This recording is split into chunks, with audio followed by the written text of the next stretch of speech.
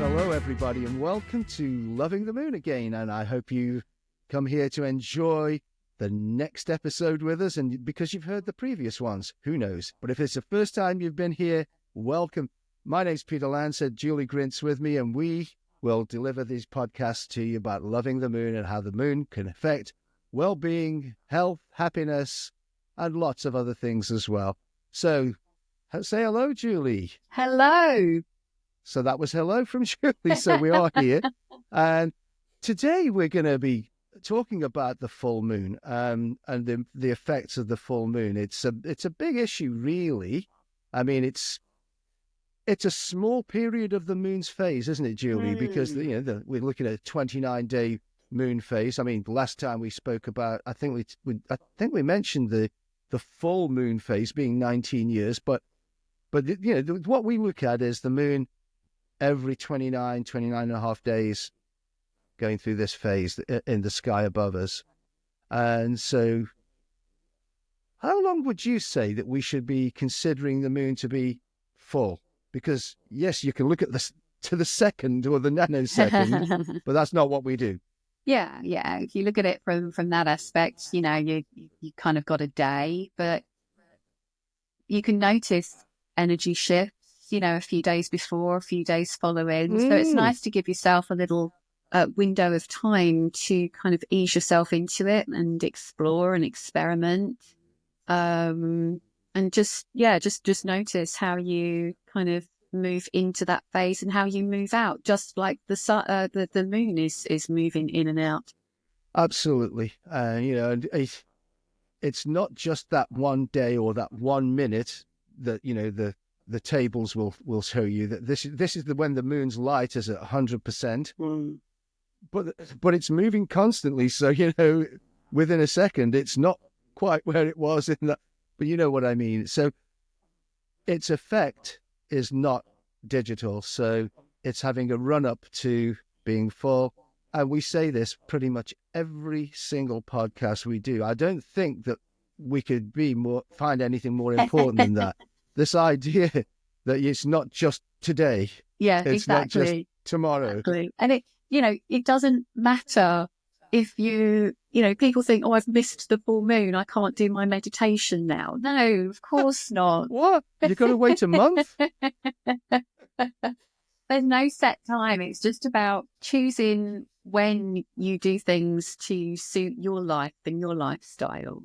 I think that's the truth. And, when we've got this run-up, I mean, for me, I always think if I need to narrow it down at all, I'd say 12 hours either side, and that's just the one day. But it's not one solar calendar day. That 12 hours, it depends on when the moon's digital fullness is coming into play. So it could be 12 hours before that and then 12 hours after. If I'm doing work personally, I look at a 2 to 2.5 day period for me. There's a run up, and I'm not looking at my clock saying, "Oh, we've hit the button now, and there it is, full, and we're going." I mean, that period of time I consider to be okay. And the other factor, Pete, though, as well, is if we're looking at it from like a collective perspective, if we're all meditating or doing our full moon practices on the full moon, we have to appreciate that we're not all in the same time zones. So That's true. It's not all happening at the same time. But that said, even if we set the intention and we're spending 2 or 3 days focusing on the full moon energy, then as a collective, it really does gather energy, and it really can create an effect for all of us. Oh, gosh, yes, it can. And that's the beauty of it. And then you could do, now that we're in this age of technology, you can do things with people that in different parts of the world. You don't have to say, "Oh, not a full moon for you today, so we can't do that." You can. You've got this period that you can work with.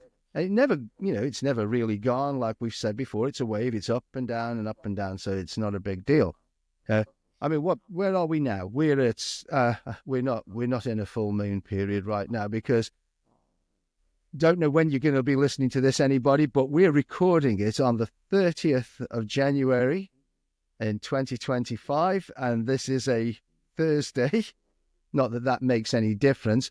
But yesterday, here where we are, was the dark moon, the new moon.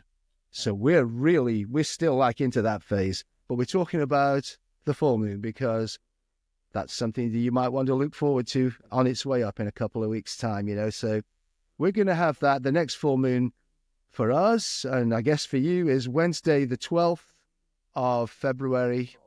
And that's turning up then. At that point, the moon will be in the star sign of Leo, while the sun is in the star sign of Aquarius. Why am I mentioning these two things? I hear you ask. Why indeed? Tell us, Pete.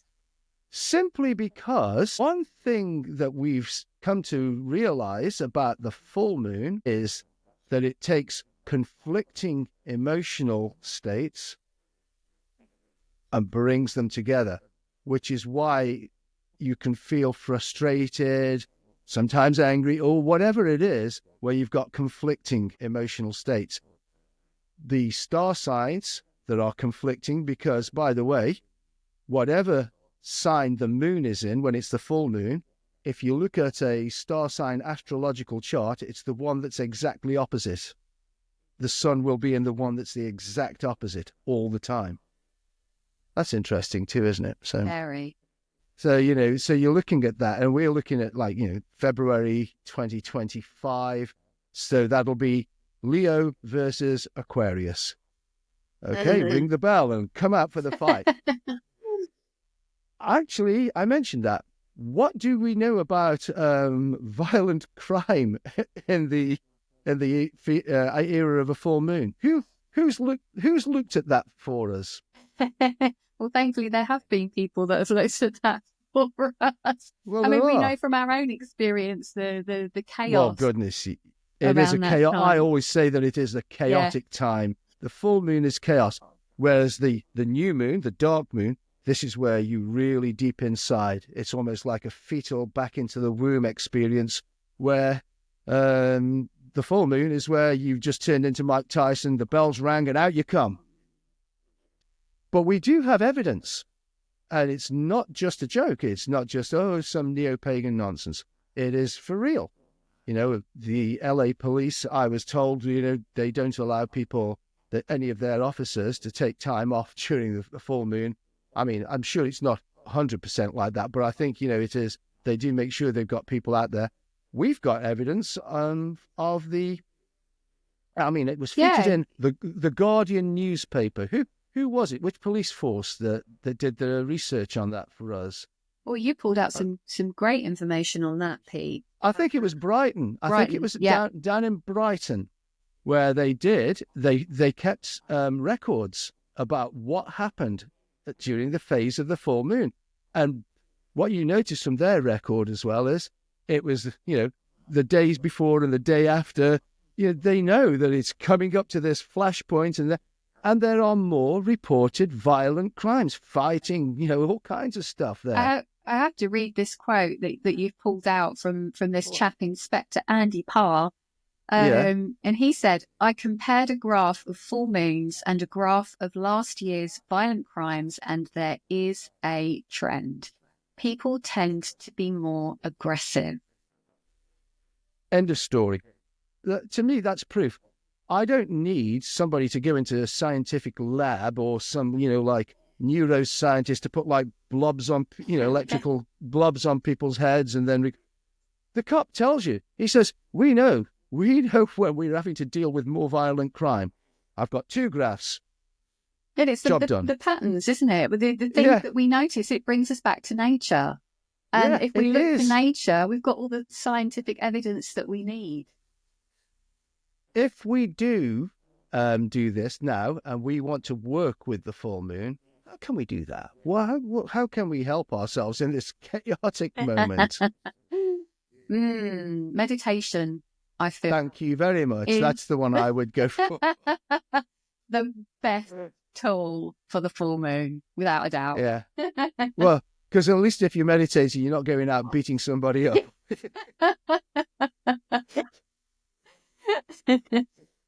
But just meditation, you know, to really kind of bring in that calm. Step out of the chaos into the calm.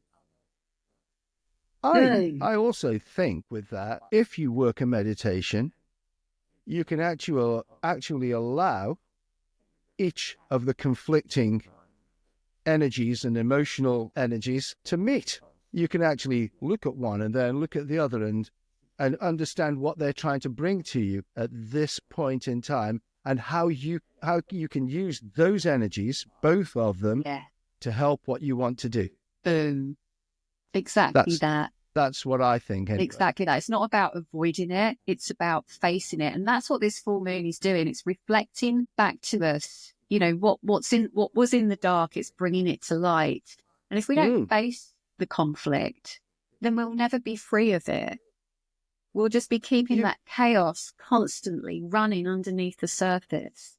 And let's face it, these days, most people do that. Most people aren't aware of this sort of thing, And so that which is why the police are reporting more aggressive and violent behavior at the time of the full moon, because people don't know what's happening.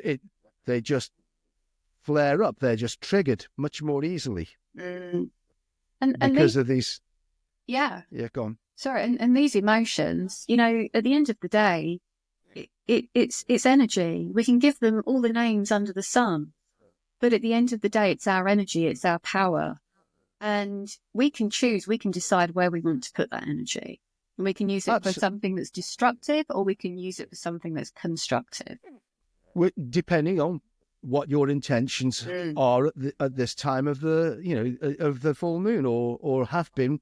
You could be involved in a project that you've got running that's important to you.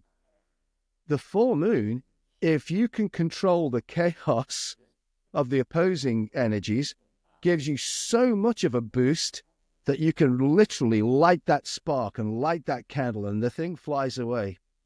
That's a quote from Alan Shepard, by the way. The first American rocket fuel, isn't it? Really? Yeah. Well, he's the first American astronaut in the in Project Mercury, and he'd been waiting on the launch pad for so long that he had to pee his own pants, and because you're upside down in the capsule, all the wet was going through his suit, all the electrical stuff that was on him, so that they could monitor him. That was all blowing out, and at the end they kept saying, "There's this error, we've got to wait, we've got to hold," and he just in the end said, "Look, let's go, let's just light this candle," and they did, and off he went.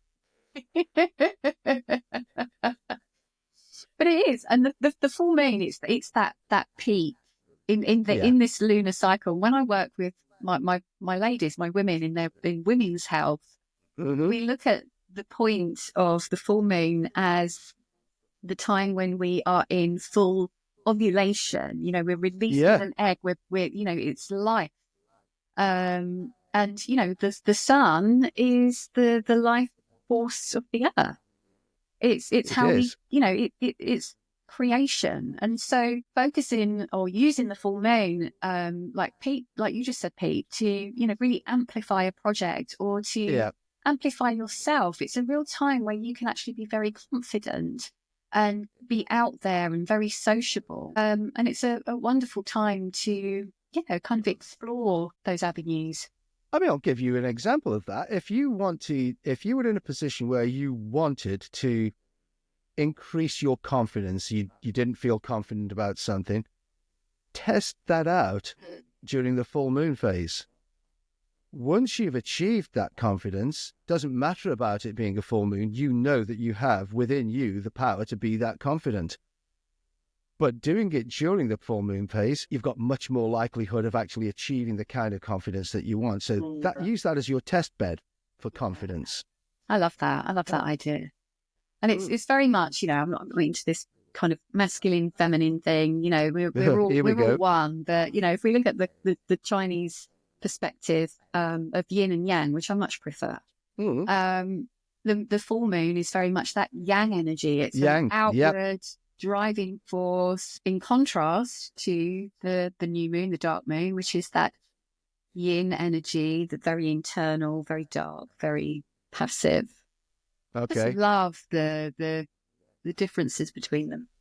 Well, the interesting part about that is, of course, yin and yang. And a lot of people do associate yin with femininity and yang with this masculine power. We're going to have to stray off the moon at some point and we'll do some podcasts about what went wrong with how we've been programmed that way. Yeah. Because in our history, in the stories of mythology from around the world, they all do the same thing. You will find out that the goddesses were the active part of creation. Mm. They are the lightning flash, boom.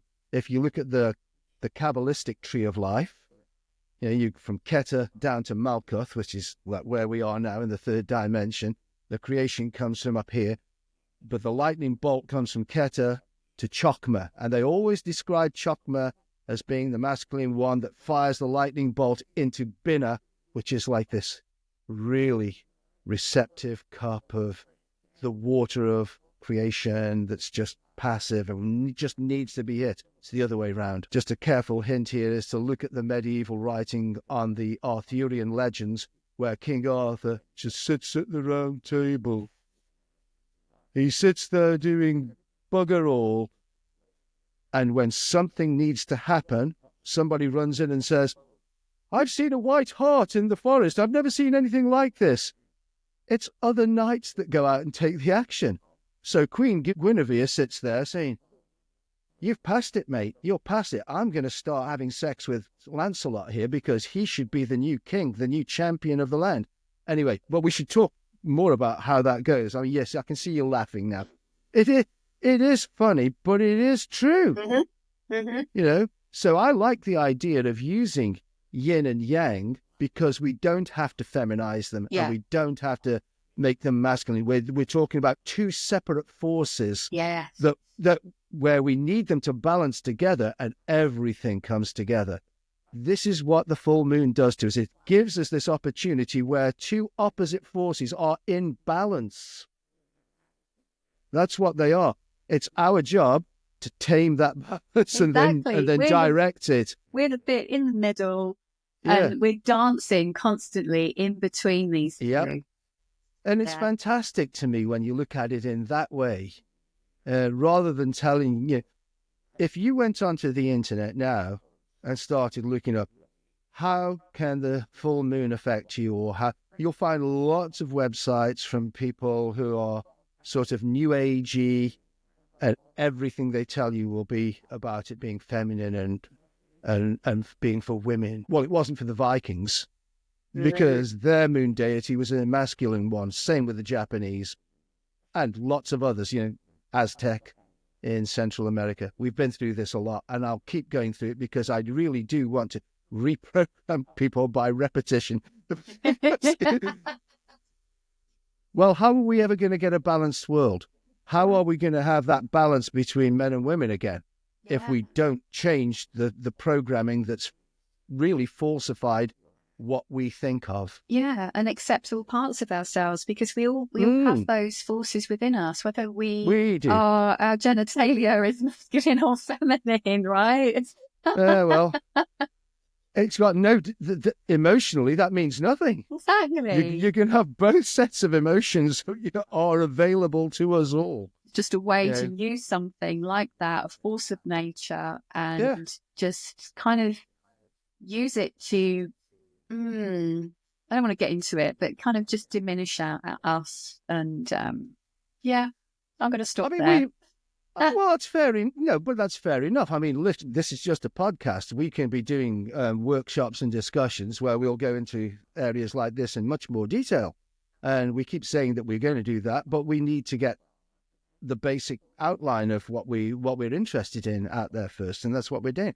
You look back in our ancient past, did our ancestors have a big regard for the moon for some reason? Well, all of them did. Yeah. Where we're living, we can talk about Celtic mythology and even theology if you like, but the February full moon, for example, where we are now, was associated with one of the major goddesses of the Celtic deities, which is breed, brigid, however you want to pronounce it, or depending on where in the British Isles and Ireland that you are. I always call it breed, Brighd. Difficult pronunciation when you read it, but if you hear somebody say it, it's not so bad. But, whichever you want. And then we have this festival of Imbolc, the relighting of the fire of what's coming in the year. So at the beginning of February. So that's not with the full moon, but it's February. But it's all, they all tie in together. We see moons having names. Why would they have a name? Well, if you don't have a solar calendar that says January, February, March, April, May, and if you're working with the phases of the moon, then you'll call it something. For example, North America. There were peoples in North America. We're talking about probably the northern part, the Lakota people and the Sioux people within the Lakota tribes that were calling it the moon of ice, the snow moon. Actually, the Celts called it the moon of ice too, because guess what type of year it is. So there's nothing strange about this. They're just telling you that moon is associated with this time of the year, or this time of the year is associated with the moon. And that's what it meant to them. That's what it means to them. And you can do the same. And actually, we did this, Peter, didn't we, in our workshop that we did on Loving the Moon, Absolutely. where we show people how to organise their year using the moon calendar in conjunction with the solar calendar, and really aligning with it in a way that you're going to use it to, really maximise your life, get the best out of life, the best out of your health. And part of that was aligning with the different seasons, the different moon phases, and giving them your own name. And that, to me, is the best thing. And how do you give it your own name? What name would I give it? Well, you won't know until you sit down and think about it. It's sit down and think about it. Is that another way of describing meditation? I don't know. Maybe it is. I think, of course it is. That's another thing, this has got nothing to do with the moon, but we're giving labels and names to everything. Back in long time ago, where human beings might, if they've got the opportunity, which they did, to just sit by a rock and see what thoughts came into their heads. They didn't call it meditation. They just did that. I'm sorry. I shouldn't make jokes like this, but I do think that we become trapped with labels and boxes. Everything is put in these days. Everything. And I think one of the great things is to escape that trap and live your life. Yeah. I couldn't agree more. The label is a way to try to understand things, but it complicates things. It does. At least, with a label, I can understand that if I spoke to you and used the label, you'd know what we were talking about. Yeah, it's an identity. But it doesn't define what that thing is that we're talking about. The Cherokee people in North America called it the bone moon in February, what we call in February. Why? Because the winter is so harsh up in North America. The winter is really harsh. And they call it the bone moon because at that time of year, towards the end of winter, they'd eaten everything they'd saved up, and the only thing they got left to eat was bones. Oh. That's why they did it. Also, it's called a famine moon by the Choctaw people, and there's a lot of the peoples in North America that say that this time, February, full moon, is a time to connect with ancient ancestors as well. So, and a really good reason for that, I think, is because we still have long, dark days. We don't have the sunlight. We haven't got things to do. We can sit and we can meditate and we can make the connections. We can perform the rituals and so on. Yeah. But everybody used to use it. Everybody used it. And who still uses the moon? We've said this before. The Islamic people do. Yeah. Judaic people do. For a start. Buddha. We should. Yeah. Yeah. Well, what can I tell you? They do, don't they? There's no getting away from it. People still do work. Yes, of course. if you're arranging a business meeting with somebody, you're going to be using the solar calendar, and you're going to say, okay, February the 12th at 6 o'clock we'll meet, or whatever it is you're going to do, or we'll have a call. But living a life where you're actually creating your own life and your own health, happiness, wellness, well-being, you can't use a digital clock like that. You've got to run with the force of nature, and the biggest force and influence on nature outside of the sun is the moon. I mean, the sun didn't tell us to, create a calendar, will you, where you've got digital days. It didn't, did it? It didn't tell, we did it. It didn't ask us to do it.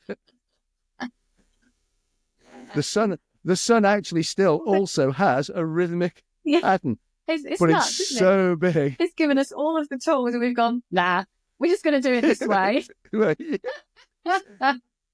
I mean, we're stuck with it. I couldn't live now without the solar calendar. I think it would be very difficult. What would I have to do? Just literally take myself out of the world that I was born into and go to somewhere, like the Tunguska in Siberia, where I would be alone in the forest, and I would either become something very special, something shamanic, like, I don't know, Rasputin is probably the most famous of the Tunguskan shamans. By the way, we call him the Mad Monk, and everybody thinks he's Orthodox Christian. Nope. Try again. But, you could do that, sure, but how many people would survive it that have grown up in a world like we've grown up in? You wouldn't. The good thing is, though, to embody both. Yeah. And that's why we showed people how to make, because I created a calendar, a lunar calendar. I showed people how to create their own lunar calendar that would move from year to year to year, and it anchors on certain points in the solar calendar so that it doesn't just disassociate from the solar calendar. And, we did that. Maybe we should do that again one day. Yeah, I think we should. That'd be amazing. Yeah, we'll do that, show people how to do that. But the full moon, this is the time of year where everything comes together. Everything does. And if you're not aware of it, or if you're aware of it but pay no attention to it, it can lead to frustration, which you'll always get when you've got two opposing bodies coming together and fighting for the top position. Yeah. So a high and intense energy time, isn't it? It really is. Yeah. And they say, when emotions are high and we're not in charge of them, then energy can be very low, because it can deplete us. So if you are feeling tired, then check in with yourself. Where are you exerting? Where are you wasting your energy? Are you wasting it on frustration, on anger, on, all of those forces that are not serving you at the moment? Exactly. And ignoring the ones that would. Because whichever one you then start associating yourself with, you're not balanced, and also you're only using half of what's there for you to use. Yeah. So that in itself could be frustrating, because that could lead to failure. I mean, if you're not prepared to look at how to work with these opposing emotional forces, it's probably best if you just stay in bed all day. At least nothing bad will happen, will it? Just stay in bed. Well, unless you've got a job to go to. We've got to be safe than sorry, right? Well, that's what I mean. Yeah, because you don't know. If you can't control your anger, stay in bed today. Don't go out. So you're driving somewhere, you don't know, and you end up in the road rage, and somebody gets out and punches your head in. It has happened. Yeah. Excuse me.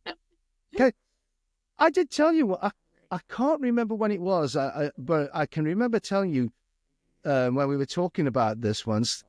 There was Formula One race one Sunday. It was a full moon Sunday. And, these days when you watch it, you can hear the drivers talking to their pit wall. You can hear the radio.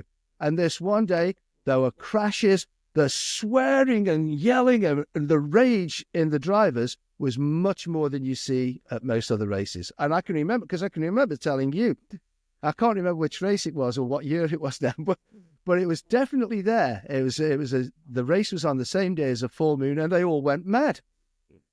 I mean, you can imagine. Waiting for the 12th of February this year with bated breath. Well, you can wait for us. I'm staying in bed.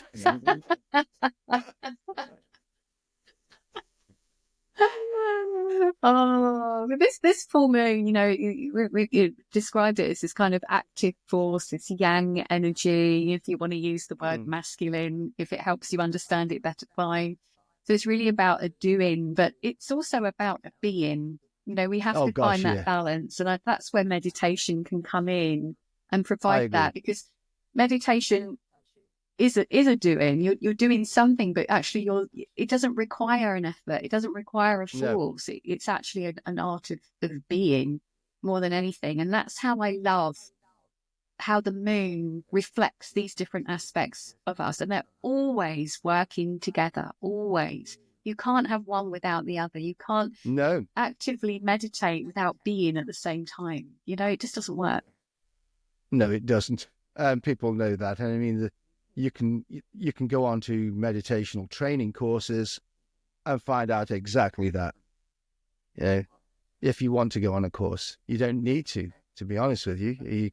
You could be told how to meditate in just a few words. It's then up to you to do it.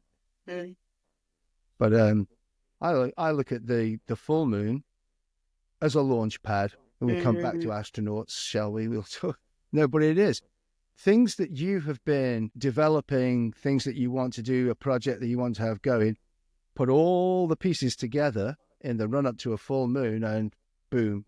Now, we'll come back to this. You haven't only got 2 weeks to do it. It's just that when you've put all the pieces in place for the project that you want to do, if you are prepared to just wait for the next full moon before you press the button and launch that project and start moving, you'll be going with a lot more energy. It's like a car with a turbocharger, and you can press the turbo button, boom, there, and you will go faster and stronger towards where you're going. It's a very poor time of the month, though, to start wanting to think of something new, a new project. This is where you'll start germinating things in the dark moon. This isn't a good place to do that. Do that in the dark moon, and then be prepared to run like the wind when it comes to the full moon. You're ready. Very much so. The new moon can be a significant point as well in terms of health and energy. Dietary wise, a good time to fast, a good time to free up the energy, a good time to release. Set the wheels in motion for the waning phase that follows. Because it's definitely following. Yeah. And what do we do? If you've taken off and your project's going, the waning phase allows you to just carry on like a skyrocket, because the waning phase allows you to drop and release all the things that would have held you back. So they all come together. These phases are not digital. They all serve each other. There isn't a negative out. The waning moon is not a negative, is it? We've talked about it. It's not a negative thing. It's very positive, allowing you to release things. I definitely say that. And I don't even think that that's a subject for debate. If you're letting go of things that are holding you back, how the heck is that? It's not just an opinion, surely. Maybe it is. Maybe that's where we are. So, what else do we need to say about the full moon? I mean, we've gone round in circles a little bit, but then so does the moon. So does the moon, yeah. Yeah, you've got these tensions and these heightened emotions that you might feel.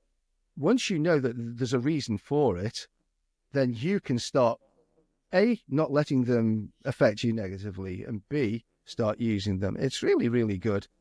I mean, I put some notes for us in this, and I can remember I nicked this bit. I nicked it from the internet. It doesn't make me AI. It just makes me a thief. Okay, but it says, you may even have noticed yourself that around the full moon, your energy can swing one of two ways. You'll either be desperate to get to bed early or you'll be bouncing off the walls. And because I've worked with people who are in, alternate ways of living and things like this, and some of them I've known have been dance teachers, people that do body energy work and so on. And they've always said that there's a significant increase in energies around the full moon. Because people are trying too hard. They think they can kick higher or go faster or all this sort of stuff. And then they end up with a sprained ankle or like a pulled muscle. Be aware that you're in a phase where whatever you try will be amplified. Yes. That's a key word, actually, amplified. Amplified, and that's what this time is all about, isn't it? Well, yeah, it is. And that is what happens, So obviously we have lots of myths and legends about the full moon. Well, the moon in general, lunatic. Lunar obviously means the moon. I don't know what a tick is, but but we do use that word still, don't we, to describe dangerous and crazy, mentally ill people. Whether you should or not, I don't know. But I guess now that language changes, doesn't it? And they think that would be harsh, but I don't. A lunatic is what it is. And then obviously we know about how did mythology describe this growing aggressive behavior from people that didn't follow the energy of the moon. A werewolf became the mythology, which is not a wolf man, by the way. It's a man wolf if you really want to literally look at the wording, because were was ancient English, very ancient English, and it means person, man, person, where wolf does mean wolf. So you're a person wolf, not a wolf person. But these things just didn't come out of nowhere, did they? Everything is connected. They saw that connection between the moon and the way people behaved, and oh God, yeah, and and everybody was aware of it, fully aware of it. Aware, yeah. There's something else. There's a study from, I think it was, Royal Liverpool University, and this is 2008, so we're going back a year or two, not that it's changed, and they found that emergency urological admissions were always higher on a full moon. There are effects of the full moon. It has effects on us mentally, emotionally, and physically. We'll talk about the physical aspects in subsequent podcasts, in other podcasts and things, when we start talking about effects on living, eating, diet, how we manage emotions and so on. We'll be doing a lot more of that sort of stuff. But yeah, it's really interesting, isn't it? It is. And it is good to have this awareness. It really is. And we're the ones that are responsible for ourselves. Nobody else is. And break out of a cage and be free. That's all I can say. Freedom is the road to happiness. Oh yeah, I like that. If anybody wants to go and see the movie about Bob Dylan that's just come out, I think it's been nominated for 8 Oscars, go and see it, because what you're looking at there is a person that will literally not sit in a cage, will not be put in a box. How did that work out for Bob Dylan? I think success is the word. Whether he was always happy, I would question. Sometimes I'll look at his biography and I'll think, were you ever happy? But that doesn't mean that it's got anything to do with his utter desire for freedom. It means that he didn't know where his goals were sometimes, where he wanted to go. Okay, now I'm free. Where do I want to be now? What's great about the Bob Dylan story like that, whether it's true or not, but apparently it's very, very close to the mark, is realizing once you're free, oh my God, there's 20 million directions I could go in. And I should have to say, and no direction home. But that's one of his lyrics, nothing to do with me.